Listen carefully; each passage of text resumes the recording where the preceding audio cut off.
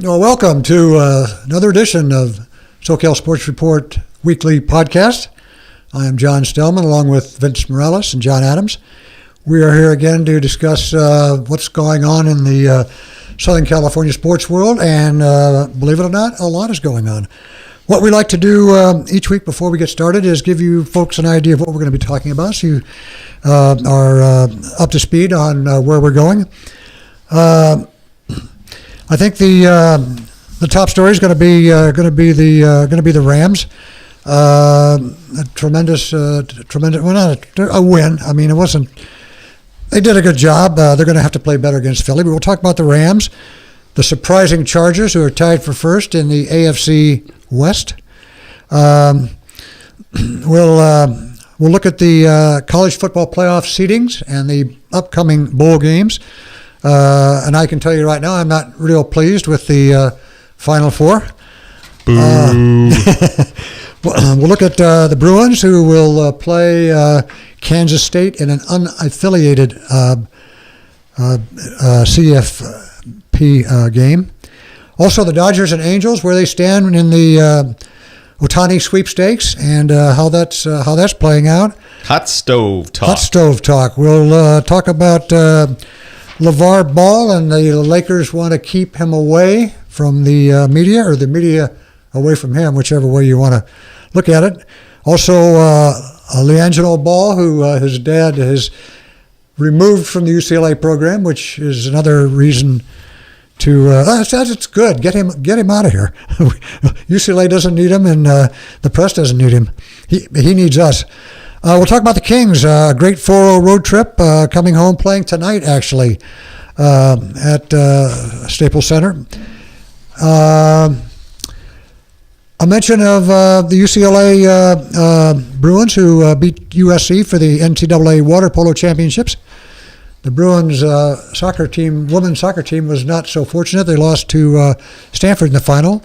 And we'll close it out with Tiger Woods. And I know John Adams has a lot to say about that. Tiger had a pretty impressive comeback at his Hero World Challenge down in the Bahamas. So we'll get to that at the end of the show.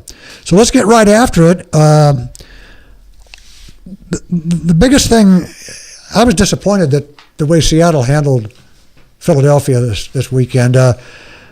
Now the pressure is on the Lakers. The Rams have to win, have to beat Philly to stay, to prevent a tie. Although, the Seahawks aren't going to have any rollover with Jacksonville. Jacksonville 8-4, tied with Tennessee for the league. So, they're playing on the road. They may have a letdown. They may have trouble there. But still, I would have rather seen Philly beat the Hawks and given the Rams that little cushion. Yeah, that certainly would have helped, and it would have been a better situation. I guess the positive takeaway from that for Rams fans is that that's a vulnerable Eagles team against a really good but shorthanded Seahawks defense.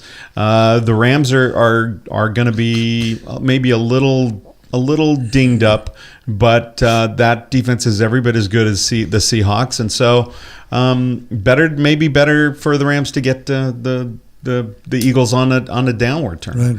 But like you said, it wasn't a great game, not as great a win as that win against the Saints, but they did just enough right. Goff didn't panic. He didn't, he had the one turnover early. Gurley was terrific. It wasn't great. It wasn't perfect, but he didn't panic.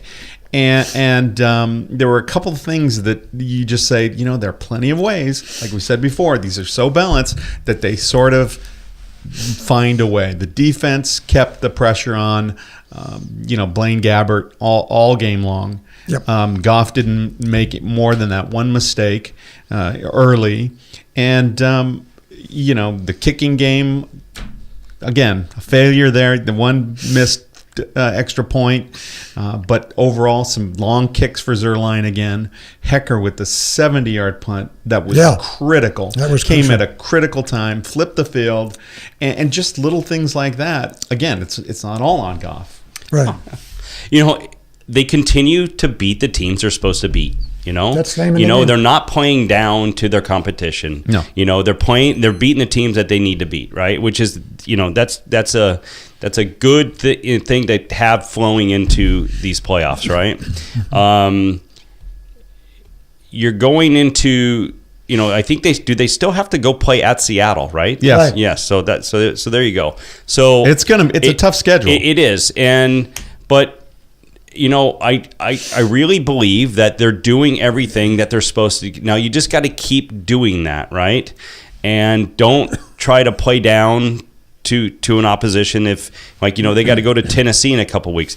Philly decided to stay here. Philly's in Anaheim right now practicing on the baseball field, right? So a good move by Philly, right, I think. But they should be able to learn. And now I think that the Rams defense is better than the Seattle defense.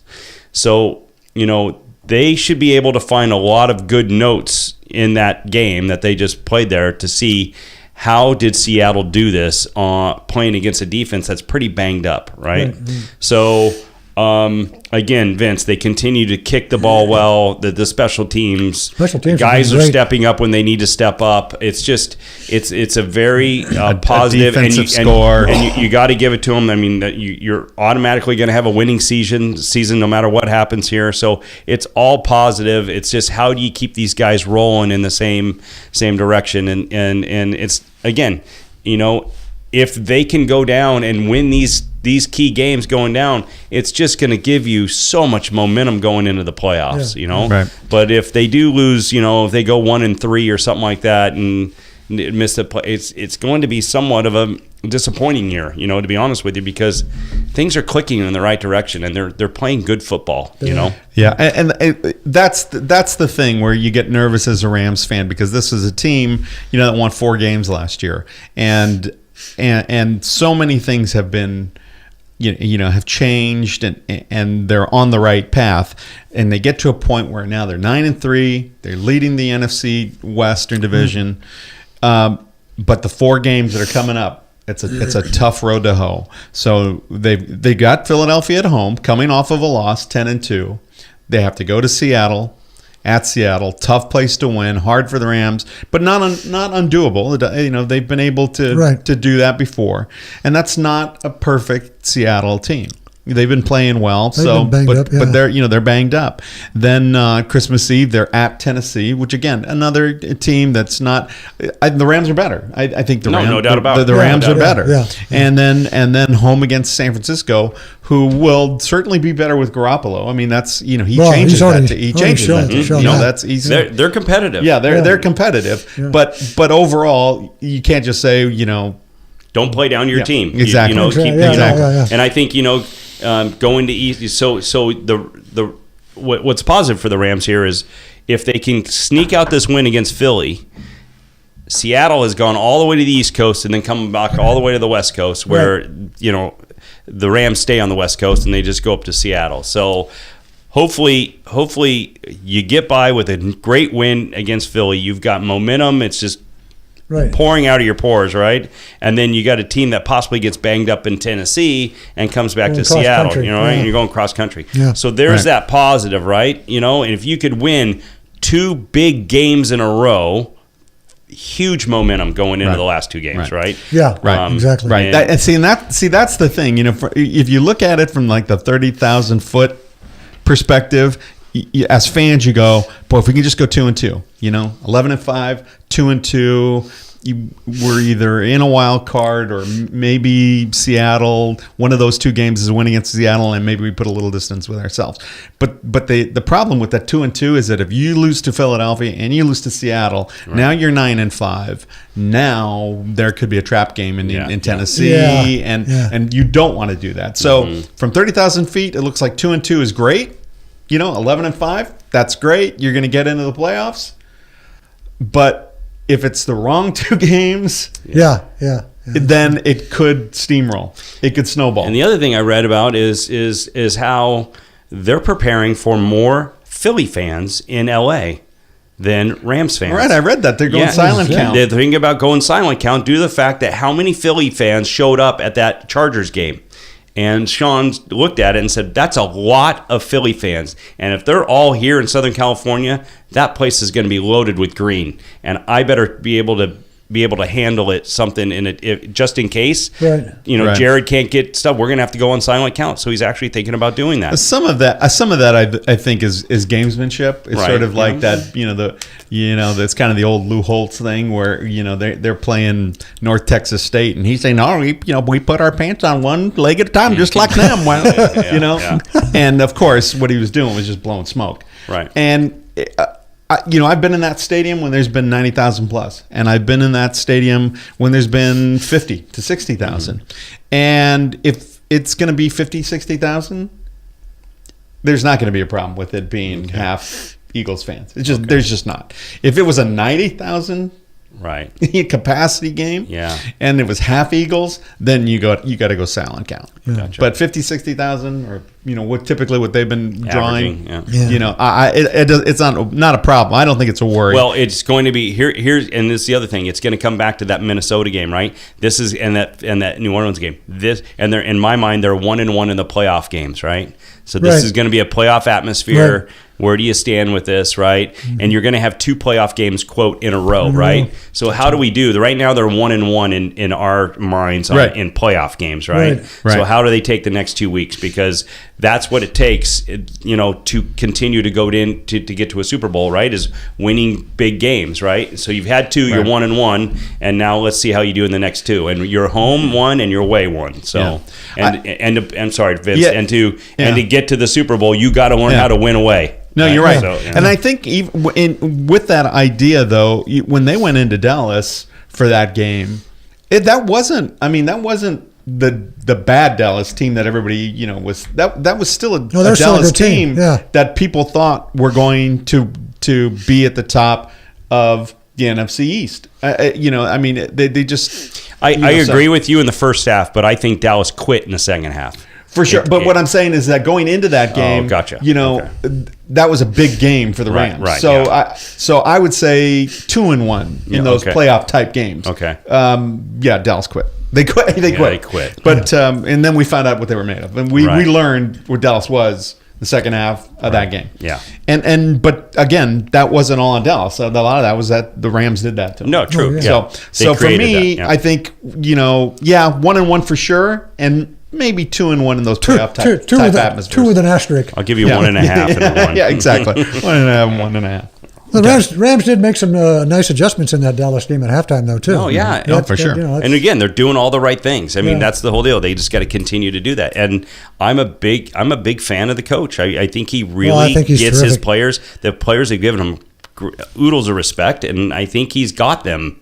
He can say jump, and they'll say how high. I think they're eating out of their hand. That's a good sign for, instead of always recycling the old guys that have been fired, this is a good statement for bringing in young, fresh coordinators who can probably communicate a little bit better with the players and are on the same page.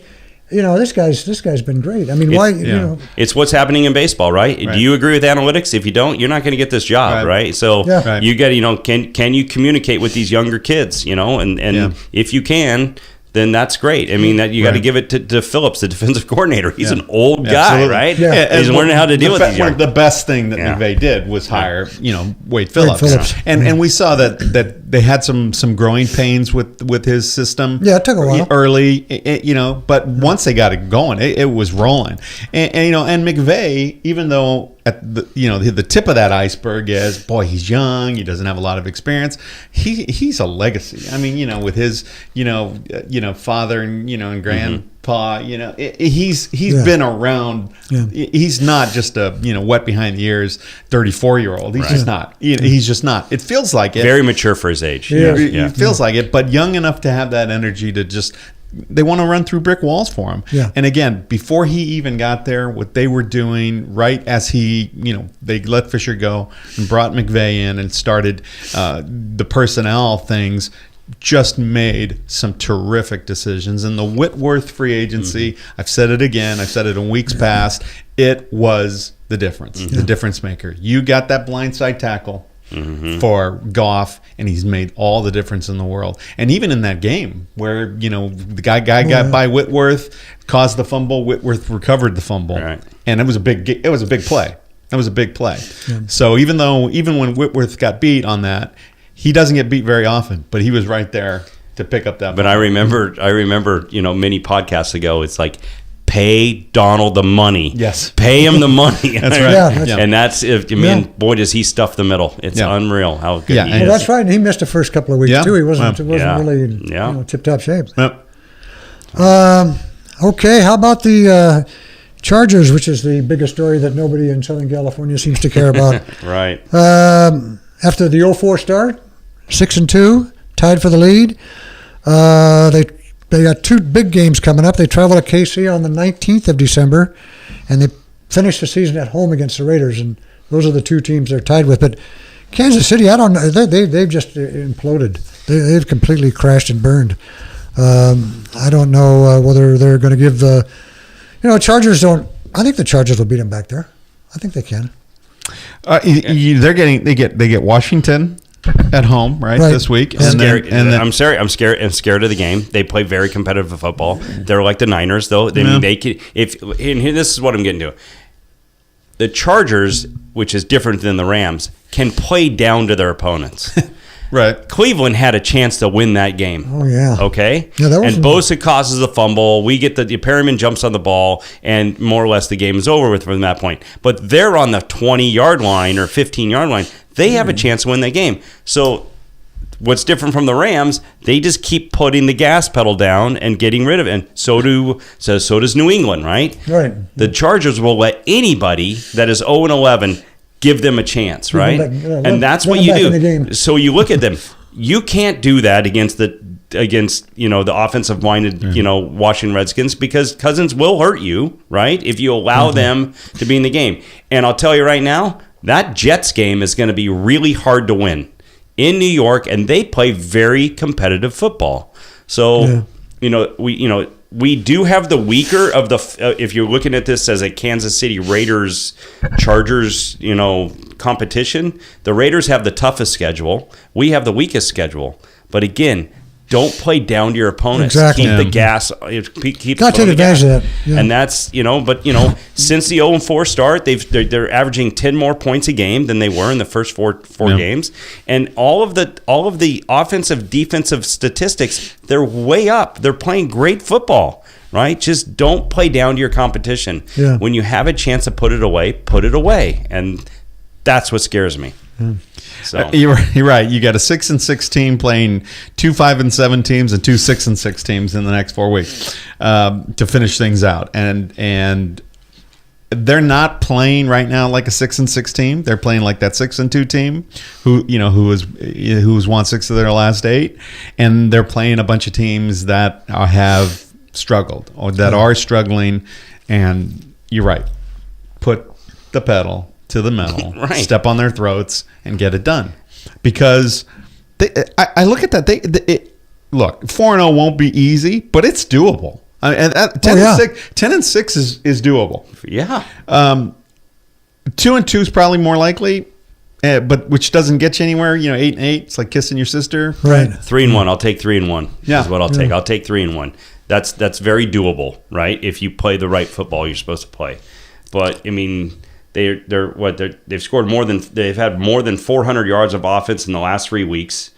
Only New England and New Orleans and Pittsburgh have had better results than that. Offense, yeah. I mean, they're playing really good football, and between the Bosa Ingram, duo, I mean, usually a quarterback's going up and going, I'm worried about that guy right there. And with San Diego, you're like, I'm worried about these guys right here, right? Yeah. And now you got Perryman back playing in their middle linebacker, and he's healthy now. So it's usually it's the Chargers that are looking for guys out of a MASH unit to fill a role. Yeah. Now their guys are now starting to get healthy, and things are flowing in the right direction. And but again, you're going to have to beat these teams that are, like Vince said, are 5-5 and 6 and 5-7 and 6-6. Like these teams, you need to beat. Well, they've got to be the best 6-6 team out there. I think right they're now. the third or fourth best team in the AFC right now. Yeah, I mean, yeah. And everybody was anointing Kansas City at the start of the year when they won their first 5 games. They, Right. they already should have passed to the Super Bowl, and they've just completely crumbled. But again, that's not a very easy place to win. I mean, it's not easy to win there. No, it's never easy to win there. So their away games are really going to be crazy. And I'll tell you this much, and Vince knows this well too. That Oakland Raiders game at home in the last game of the season is going to be full of black and gray, That's right. So it's called silver. Silver, sorry. Silver and gray. Yeah, that's Silver true. and black. But I mean, it's going to be. I'm going on Sunday, so I'm going to go to my first Charger game in the soccer stadium. Yeah. So, but it's again, that's going to be one of those home games, but away when they play the Raiders. Yeah. Any truth to the rumor that you'll be trying out for kicker? Actually, no. I'm trying out to place hold. Actually, just to hold. Yeah. Okay. Yeah. Did you have a chance to research any of those odds? I did. I sent Vinny a note. I was interested in what the preseason odds were on the the Rams and Chargers of winning their divisions or winning a Super Bowl. Let's start with the over/under win totals. Which is sort of a barometer that Vegas puts out, before things get going. Right, typically right around when the draft is happening. Right. Kind of an assessment of what they think is going to be happening, and based on the draft and based on free agency, they'll change it a little bit. It didn't change much this season, and so the over/under on wins for the Chargers was 7.5. Oh. 7.5. Wow. So they're close. Right on it. They're right on it. Right. They thought that team was going to be an 8-8 team or a 7-9 team, and they put the hook there to get you to tip it one way or the other. Well, they must have thought that they were going to be a better team than I thought they were going to be at the start of the season. Yeah.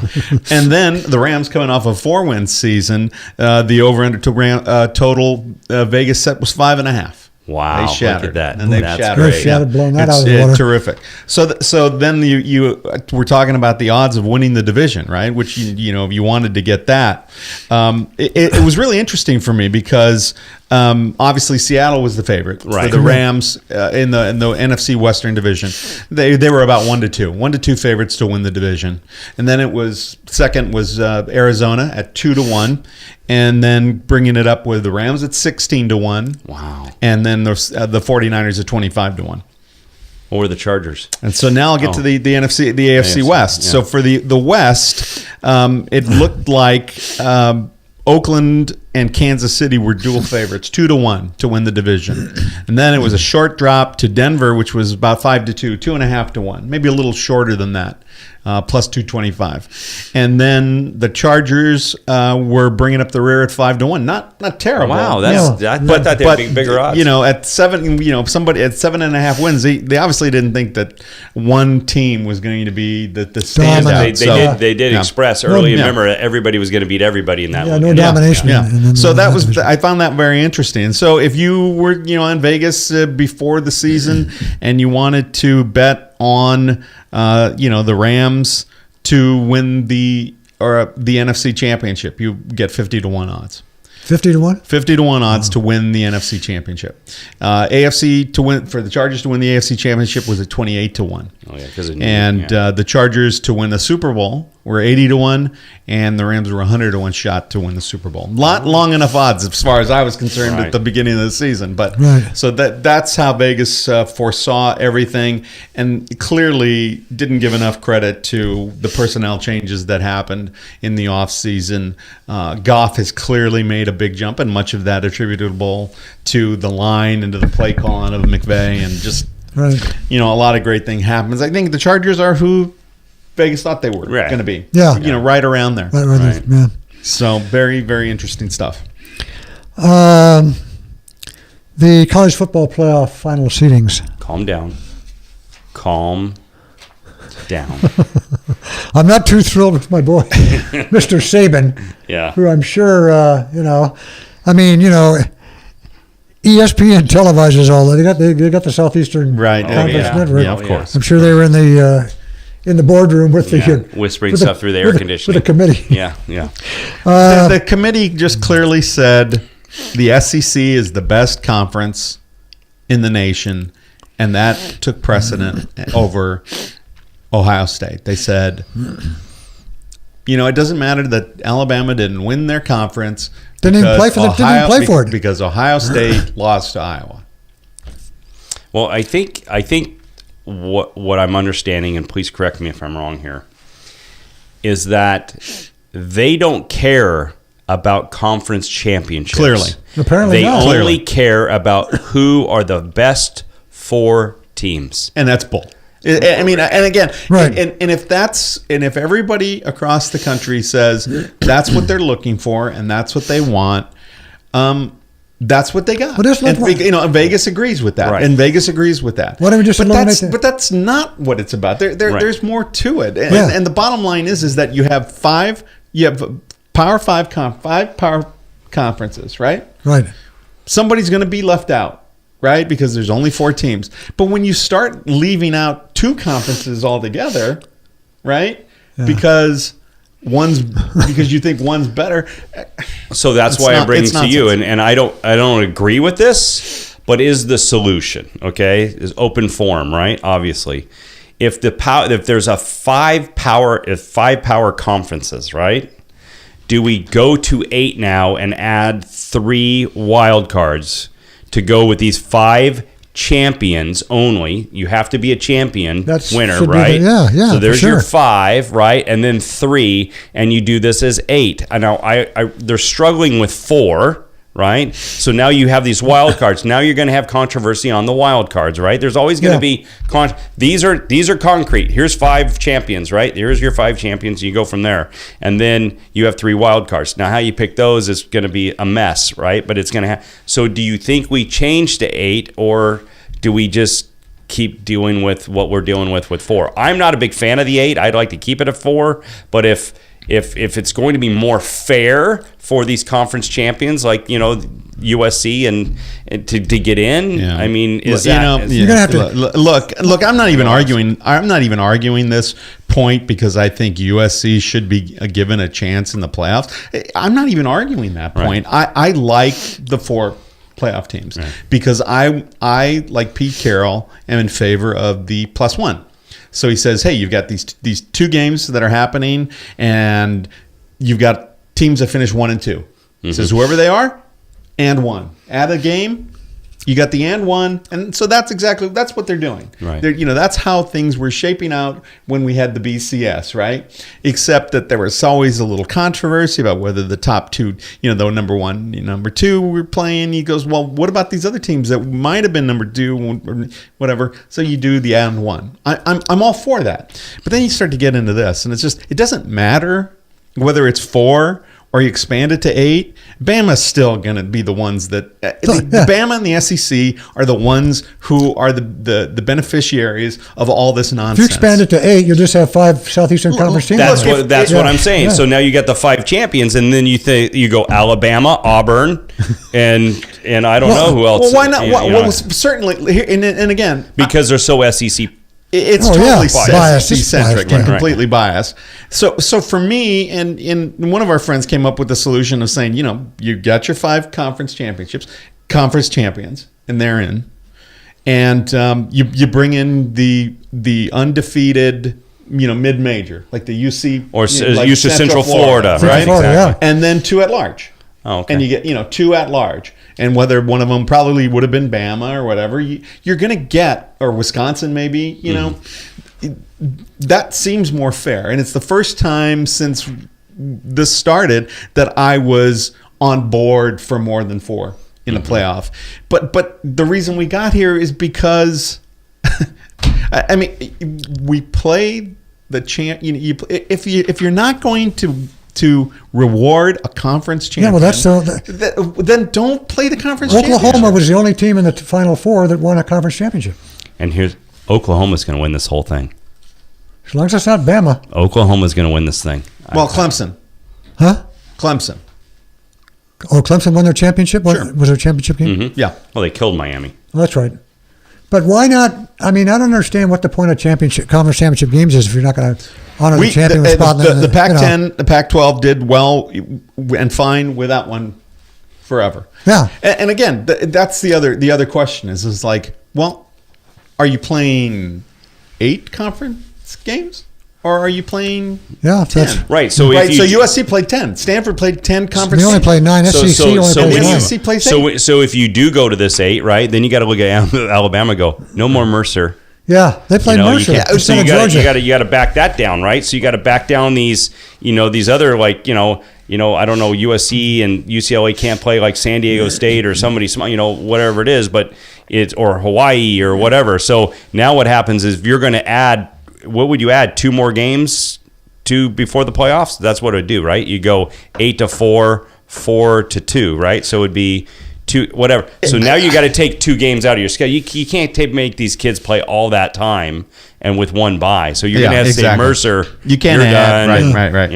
Right. And so for me, it felt like the committee was just doing this. It was like, it's Bama. I don't want to hear, Bama, no it's doubt. Bama, it's Bama. Ohio State lost to Iowa. It's Bama, it's Bama. But what about conference championship? It's Bama, it's Bama. And that was it. Yep. And that was it. It's like, well, wait a minute.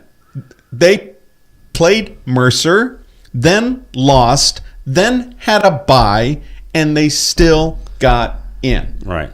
They still got in. Yeah. That's nonsense. It's nonsense. I don't even know why Saban was out on the radios and the TVs bitching about it. He was out there trying to promote it, like why we should be getting in. You're like, they're already convinced you're in. In fact, they're so convinced, and Vegas is so convinced that when it came out, you're a 1.5 point favorite over Clemson, who just kind of ran the table pretty much. Just I just don't like the uneven number of games. I think somebody said the Big 12, which only has 10 teams, I think they're the only Big 5 that plays a full conference schedule. All the rest of them are short. Oh, gotcha. Is Bama and Georgia, aren't they in the same? Yes, he didn't play Georgia. They played Mercer. Right. I just don't. They played Colorado State. They played Fresno State. Yeah. Why have a conference championship game? It doesn't mean anything. I mean, last year, look at the Penn. Look at the Big Ten. Who won that? Who won that thing last year? Penn State did. Penn State did. Yeah. Yeah, and they came to the Rose Bowl. Right. They weren't in the. They weren't in it. Nope. Why have a championship game? It doesn't mean anything. It's just another game. No, it just beats you up. It just beats you up, and it takes you and drops somebody down. It's the mighty dollar. Oh yeah. Yeah. And it's just like Vince said the other day. The other day, he goes, "I wish, I hope that this Pac-12, once this Rams stadium gets built, I would like the Pac-12 to go Northern California, Southern California, Northern California, or like they do with the tournament in Vegas. And once the Raiders stadium in Vegas is built, then they could go, Northern California, LA, Vegas. Yeah. And again, I don't like the idea of USC going to the Cotton Bowl. Well, I was talking to our friend Chris Foster about this morning, and he had a good point. He said Ohio State's gone to the Fiesta Bowl the last 3 years in a row. Yeah, I thought it was 2. And I have a feeling, or 2 years. This would have been in their 3rd year. Yeah, this would be their 3rd year. And I have a feeling it's the committee of the Fiesta Bowl says, we go take them somewhere else. Arrange a different matchup then. You can change your who they're going to play, right? Yeah. I mean, I'm fine with it. I mean, it's not like the old Cotton Bowl. I mean, but you're going to get more USC people to go to Arizona. It's AT&T Stadium. It's Jerry. No doubt about it. But you're not going to travel well there. You'll travel well to Fiesta. You're out of your mind. You think you're going to fill a lot of those seats at USC is going to go to Dallas? It's going to be more Ohio State, but absolutely USC travel, especially in Dallas. Oh my God! Absolutely. I think it's going to be 3/4 Ohio State. So I can't wait to see it. Believe me, Vince. I hope they go. I hope it's packed. I hope it's 50-50. To be honest with you, because I think it's going to be a really good football game. Should be. So and it's. How do you know how much, if it's the same money, or did they lose money by going to the Cotton Bowl? That's one of the Big 6 games. Yeah, it's one of the Big 6. Is it? Okay. Yeah. Gotcha. That and the Peach Bowl, the other 2. Gotcha. Yeah, I mean, for me, I don't mind it. I think it's great. It's the right matchup. It's an 8 versus a 5. Yeah. I just don't like that they're playing on the 29th. I mean, they're playing a day. Yeah. It's almost like they're like the little sister of the Fiesta Bowl, which is number 11 Washington and number 9 Penn State. Mm-hmm. And to me, that's not right. It was always like New Year's Day was the day. Right, yeah. So I think that's to me that's the unfortunate thing about it. And neither one of those teams won a conference championship, and they're playing in the Fiesta Bowl. They didn't even play for a conference championship. Exactly. Yep. So I don't know. It's all a business, John. It's all a business. Yeah, the dollar. Yep. How about the Bruins against Kansas State in the Citrus Bowl, Phoenix? Is it the Cactus Bowl? Cactus Bowl. Cactus Bowl with no sponsorship. Is that correct? Unaffiliated, yeah. Oh, boy. It doesn't even have. It's got to have a sponsor. So Doesn't. I'll tell you right here. I got the bowl. They're going to It says Cactus Bowl. It doesn't say Quicken Loans. It doesn't say Walk-Ons Independence. It doesn't say New Era Pinstripe. It doesn't say Foster Farms. It says Cactus. I think maybe they call Cactus Cooler, and Yeah. Is that still a drink? Do people still drink that? I don't know. No idea. Look,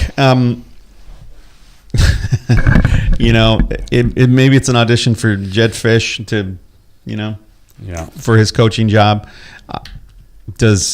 I think, Chip Kelly he's been keeping a lot of the guys. It looks like the DB coach.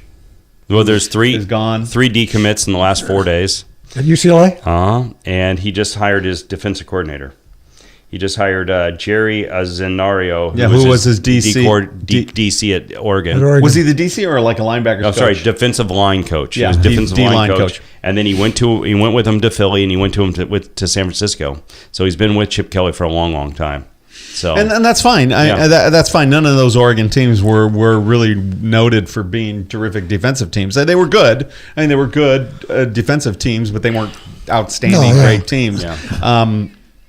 As long as Tom Bradley's gone, I think the Bruins are happy. Mm-hmm. They'll be much improved defensively. Just with it's with all of the whole Chip Kelly thing. A lot of it was who are his lieutenants, who's going to be sitting in those rooms saying, okay, we love your kid, I love your kid, I love your kid, we want him to come, okay, and now Chip will give you 5 minutes. Now here's Chip, and ladies and gentlemen, Chip Kelly. Hi, bye. Yeah, okay. Is he coming? Sign, let's go. And that's fine. It's great. You got to have those guys. Those are the grinders. So so we will see. But things are happening all over the Pac-12. Yeah. The Herm Edwards was surreal. That press conference was surreal. Yeah. I mean, it was kooky and surreal and like, wait, what? Yeah, exactly. I don't have time to hire any other coaches. I'm going to take all of you coaches, get rid of the big guy, and I'm going to be the CEO. We're it's like, what? What? Get on the train. We're riding. And we're going to ride until it stops. But it ain't going to stop. And it's like, whoa, hold on. What? I'm Herm Edwards. I'm your motivational speaker. Oh my God. Yeah. And then the whole Taggart thing, Oregon. Going off to Florida State. Yeah, he's gone. Now, is it true Lane's in for that job? No, I don't know. I heard Lane Kiffin's name come up for that Oregon job. I haven't heard anything. All I know is that one day they're saying Taggart's not going anywhere. All of our commits are staying. They offered him a 5-year deal, right? And then the next day, Taggart, a bunch of kids were decommitting because they saw the writing was on the wall. And then Taggart is gone. Signed his deal with Florida State. Yeah. A couple of really big 4-star athletes who one was, I have his name. Hold on. Tayshawn Harrison. Was the kid. 4-star athlete who was committed to Oregon and said, I've decommitted and it's open recruiting. Trayshawn Where's Harrison. He from? Garfield. Wow. Yeah, 6'2", 190, considered an athlete, but probably a DB, maybe a receiver, I'm not sure. 4-star athlete, and he is the team. He was USC. USC needs some big receivers. It was USC, UCLA, Notre Dame, and Oregon. He chose Oregon because he liked Willie Taggart, but now that Taggart's gone, he's opened it back. Get out there, Clay. Well, knock on his door. Right. You got Florida State. Just go to Florida State. That's possible. Yeah, that's possible. Before we get off of UCLA, I just want to say that Chris Foster has written a tremendous article for the website, and I've already gone through it. It should be up tomorrow, and I think it'd be very interesting reading for UCLA and USC fans. It's very well written, very well thought out, and he makes some pretty nice comments. He makes it fun to read. It is. It's really fun to read. Yeah. It's a great article. So we appreciate that. We miss reading Chris's stuff on a more regular basis now that he's retired. Changing gears, we're going to baseball. We'll talk about the Ahtani Sweepstakes, where the Dodgers and Angels. I think I heard today they are still among the final 7. Yeah, 4 National League and 3 American League. So if you're an Angels fan, I thought it was down to 5, and he's decided. Is it down to 5? So I thought it was. Well, if he denied that 7 is the last I heard. Yeah, that's 4 in the National League and 3 in the American League, unless something new has developed. That's what I've heard. So the 3 American League teams are the Angels, Seattle, and the Rangers. Yeah. Right. And so if you're one of those guys who says, okay, I think it's going to be the American League. Hey, the Angels have 1 in 3 chance. That's huge. Yeah. So now all you got to do is get rid of Cole Calhoun and get Fat Albert to drop some weight and play some more first base so you can DH Ohtani.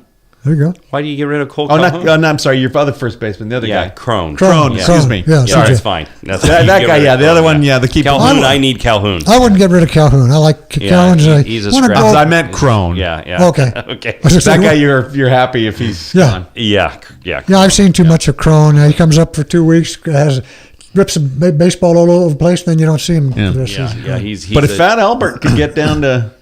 Well, he's supposed to be in his best shape. This is the first winter he hasn't had any surgery. He's been on full workout mode. They say he's in his best shape, probably the best shape since he's been with the Angels. He's had no problems, injuries, no pulls, no health issues. Well, there you go. Then you make room between starts for Ohtani because it looks like he's a starter. So who is it? Giants, Dodgers, Padres, Cubs? Correct. Yes. All right. Correct. So he looks like he's interested in the West Coast. I think that's what Cashman said. Oh. It's funny because you read interesting things about he doesn't. Somebody wrote it, and I don't know where they found this out. He doesn't want to play on a team that currently has a Japanese player. That currently has Japanese. Right. So, like, I would think he'd want to. So, listen, I don't know who wrote it exactly, but I read somewhere that there was a report that he's narrowing things down and that he does not want to play on a team he would give less consideration to a team that already has a Japanese player. I heard that too. That eliminates the Dodgers. Right, because they got Maeda. Right. So what are they That's coming? No, Maeda's he's just a mid-relief pitcher. That's right. Don't worry about him. That's really weird. I wonder why. He's just a mid-relief guy. Don't worry about him. That's a weird attitude to have. I don't really. Can't really understand it. The only thing I can think of, the Mariners are really close. The only thing that I could think of from a marketing standpoint is, he doesn't want to be splitting his, endorsement dollars with anybody. Right. Don't worry, you're not going to have competition with Maeda in that department, right? You wouldn't think so, but Seattle has a good history with Japanese players. Yeah. No, in fact, I have a feeling that they're one of the top teams. I heard. Yeah. Well, from an Angel standpoint, I wouldn't really. I think it's a win-win for the Angels because in that trade with Atlanta, they picked up enough money where they've got about $1.35 million in international player pool. Mm-hmm. So they can go out. They had to release, I think, 13 to 14 of their free agents that they signed when they were nailed with this illegal, whatever it was. Angels could go out and sign probably 4 or 5, maybe 6 of those prospects that the Braves had signed and start to rebuild the farm system. Well, if the Ohtani thing happens, it happens, but we need a second baseman. And we need a third baseman. That's right. So let's worry about those 2 things right now. Yeah. And actually a first baseman also. In fact, the whole other than shortstop, we need the whole. And actually, we have a catcher, we have a shortstop, so we're okay in that department. And our outfield's set. It's just our infield is. Yeah. We got some issues. I would still like to see them sign Moustakas. Me too. That'd be great. I wouldn't mind Phillips at second base, to be honest with you. If you go spend the money for Moustakas, go ahead and go get Phillips. Yeah. Because I looked at a free agency thing for shortstops and second basemen. They're terrible. They're all Phillips played well last year. Other than the kid from Cincinnati is the lead guy as a second baseman shortstop. Cozart. Yeah, he had a really good year. But other than that. I think Phelps could do a good job there, and he's gonna stay healthier as a second baseman than he is a third baseman. Right. So he led off. He led off last year and did a good job. He's done. He's fine. Yeah. He's 35, but he's just a stopgap till you know. One hit wonder. Yeah. 1 year wonder. But he, I think he had a good year last year. Mm-hmm. Got to talk about Lavar. Do we have? Oh my God. As much as we hate it. Yeah. Look, it's all starting to crumble around the guy. He's going to be the last one to admit that it's crumbling, but it is. Lonzo's not playing great. He's having some rookie issues, but right. So that's sort of crumbling for him. His kid getting arrested and then getting suspended. That's sort of this fight with Donald Trump. Things are crumbling around him. But he doesn't think they are. I'm glad. And then the Lakers say, "Look, nobody can be. Don't interview him. You don't have a place in our arena to interview him. You can interview him someplace else. Don't interview him." But he's on this morning. He's on CNN and the Today Show. Well, where do you have to go to interview him if you can't? Take him outside into the Staples Center? Yeah, take him outside the battle. Go put him in the parking lot with all the guys tailgating. And again, here's the thing. It's smart for the Lakers because it's just like, look, this is just a rule that we have. You cannot interview any non-Laker personnel in the arena. We're not going to allow you to do that anymore. Right. And they say they had that rule for a while, but it's now being called enforced. The Lavar ball rule, and that's fine. But the thing is that it's like the established guys know. Look, you're established, you're pros for a reason. Don't give this guy any time at all. It's those journalists that are less established, right? They're looking for the story. That the Lakers are saying, "We've got our eye on you." That's right. Looking for the story. Yeah, the sensationalism. Don't do it here. But then, he's on. As we discussed a little earlier, he's on. The Today Show saying that he blamed his son stealing something on the Bruins not having chaperones walk around with their kids, who was given 90 minutes to go ahead and Li Angelo. go within a couple blocks of the hotel just to go look around. And now he's blaming it on UCLA. Right? And then, his other kid, who was, playing for the Lakers, he was in Australia last year. There was no problem with him, and they're running it the same way they did in Australia.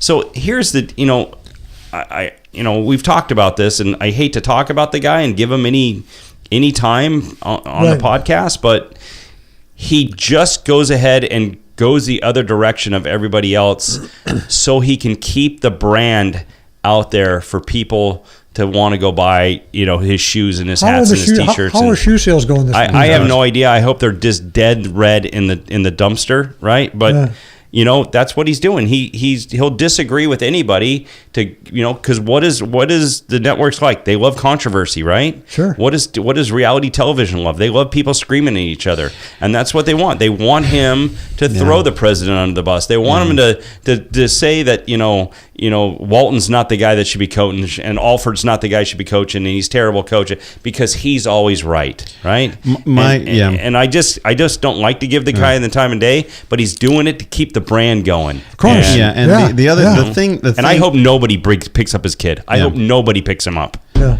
The unfortunate byproduct of this is sort of this on the social side of it is that we already have a very divisive racial situation in the country right now. Right. And the reason that CNN and the Today Show are putting him on is because it plays that up. It's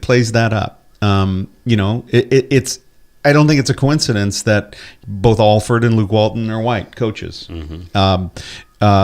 If you listen to any of the talking heads on the radio, it's pretty split. Most of the white announcers think LeVar Ball is a total idiot, and the announcers of color are supportive of him, think he's a great dad, think he's really just looking out for his family, think he's promoting his brand, and don't begrudge him anything. And I think that's the unfortunate byproduct of this is that when he starts getting into these wars with a president like Donald Trump who has sort of divided things a little bit along the racial line, we're going to see more of it. That he's probably going to get more of that pulp because it's this sensationalism. It's like I sort of equate it to the OJ thing. OJ gets acquitted, and the African American community is cheering, and the white community is in tears. And and that he's sort of one of those types of characters that we see right now. You either love him or you hate him. There is just no in between. Yeah. I just want to try to find that line in the middle where I can just ignore him. Yeah. I hate talking about him, and I just do. Okay, now if he pulls Li Angelo, which he's done, I guess, out of the UCLA pro, where does he go now? Turkey. I hope he doesn't go anywhere. I hope he just Turkey? has to go. He won't sign with it. He's not going to play. He's not going to go play to college school. ball. No. He's just ready to go play professional basketball now, right? Yeah, but is he going to take the little brother with him? Well, I don't think he can because he's too young. But eventually, that's the thing. Because the other one can't play college basketball because he screwed his up. Didn't he screw his eligibility up with the shoe deal? Oh, I don't know. The youngest Probably. one? The youngest one who's committed to UCLA. Well, how old is Li Angelo? 18, 19? So I guess you can play pro ball over the pond then, I guess, at that age. Yeah, yeah, but I don't know where. Somebody else, somebody, but he was not going to get much playing time, I wouldn't think. No. He wasn't going to get a lot of No, he was going to be like the 8th or 9th guy. And I think it's completely disingenuous that LeVar Ball is saying that the reason he's pulling him out is because that he thinks, 5-game suspension should have been in order or something along those lines. He's done his time, get him back in there, get him back to practice, and UCLA should have suspended and kicked these kids off the team from the beginning. But if they're going to give them a second chance, then they have to do their due diligence, I guess. But at what point, I guess the point where I do agree with it is you got to suspend them for a definitive amount of time at some point. Yeah, well, he said, LeVar said they've already been punished more here than they were punished in China. Now, the other thing on the flip side of this, are the kids that got nailed with him, are they staying put and taking their lumps? Yeah, they're just taking their lumps. Okay. They're just taking their lumps. All right. But again, what you could see happen is the same thing. Just that their parents aren't as vocal. If this continues and these kids don't become eligible again this year, you may see them transfer. If they think that they're being too harshly, then they may transfer. Because one of them was actually going to be right behind one of the starting. He was going to play right behind one of the starters. Yeah. So the Bruins are doing fine without any of those guys right now. What's up with the Trojans losing a couple in a row? Yeah, a couple of tough teams. And they have Oklahoma. Did they play Oklahoma? No, that's coming up. Okay. Yeah, so that was at Staples though. It's not that was a very big, big and ugly Texas A&M team and a Southern Methodist team that played them tough. Yeah. There's some flaws there. Yeah. There's some flaws there, but they're going to get better. That's going to help them up for the conference. They're going to for sure. The conference. Yeah, they're very very athletic. They're going to be on Arizona State. They're talented and they're talented. They're long. Yeah, they are long. Their bigs are just not like big bruiser bigs, and that's part of the problem. Yeah, more finesse guys. Yeah. They're more stretch type 4s and 5s, and that's part of the Boatwright and Chimeze, Metu are guys who are big and can shoot, but they don't post up and just dominate in the post. And that's what we saw against A&M and against SMU is you get some big bruisers in there, and that's definitely a way to beat the Trojans. Kings coming off a good 4-0 road trip. The Wings, the Caps, St. Louis, and the Hawks. Yeah. Outscored them 16-5. Yeah. Yeah. Again, Quick and Kemper were, just terrific. And Kopitar is different. 31 points already this season. Yeah, that's true. And last year we just didn't know what the hell was wrong with him. And clearly, thank you for beating the Black. Was the coach, right? His wrist issue was bigger than we thought. And then obviously Quick being out for the whole season, things torpedoed. But another guy that I've talked about being rejuvenated is Brown. And then you get kids like Brodzinski and Kempe. Yeah. Kempe's up and down. And again, it's this, he's young, he's very young, but he adds great pace, great poise, and he can just sniper. Yeah. He's terrific, and it's made a huge difference. And their defense is established. You've got Muzzin and Doughty and Martinez are all doing great jobs. It's been a nice season. It's been a nice season so far. I remember the Ducks had a season like that a couple of years ago. They started out like 20-4-1 and just went down around the last third of the season. Yeah, it's hard to sustain for 82 games. Yeah, and the Kings are doing this without Carter. I mean, yeah. That's a big loss. That was a big loss, but they're doing it, and again because Kopitar and Dustin Brown have elevated their game, and because Quick is as not just healthy, he's more fit than he's ever been, and he has just been standing on his head. And this early in the season, to see him make some of the saves he made on the road, it's inspiring. Yeah, well, it's inspiring. Allowing those 4 teams only five goals is incredible. Yeah. No, for sure. Yeah. That's for sure. Yeah, I mean, that was a road trip that could have been a disaster because of the way they were playing. Just a few games into their homestand, getting beat in Las Vegas, and then they got beat again, and then they had the one good win against the Ducks. Yeah, by Coyotes as well, and then that one game sort of righted the ship for them. Yeah, Kopitar said the 2-1 shootout win at home against the Ducks JV team really got them turned around. It's fun to watch is that Las Vegas teams. Oh yeah, they're good. Yeah, they're competitive. Well, we've talked about that before too. They got a good. They were very well stocked for the. I saw them actually. Their debacle was on Friday. Then they were up 3-1 against the Jets and ended up losing 4-3 or whatever. But okay, we made mention of the UCLA. Won the water polo championship, and the women lost to Stanford in the NCAA finals soccer. Tiger Woods, 10 months, 4 back surgeries later, shoots a final round 8 under. Ends up at 280. Rickie Fowler wins it at 270. But is he back? I don't know. Excuse the pun. Is he back? I don't know. But you know what? He does move the needle. So when he's on television playing golf, there's a lot of people watching. From what he's done in the past. I just want to see how he rebounds. Now he's got hold of Christmas, and we don't know what his schedule is going to be like. I think it's probably going to be tournament to tournament. Is he going to play multiple weeks in a row? We don't know this. I don't know if he's going to play. Is his schedule going to be 8, or is he just going to say, okay, I'm going to play at Torrey Pines, I'm going to see how I recover, and then I'm going to play at Augusta in April, and then I'll see how I recover. And we don't know this. It's all kind of. He was able to play 4 rounds. He was able to hit competitive golf shots. Yeah, he played well. I did see some hesitant type of golf swings, through impact.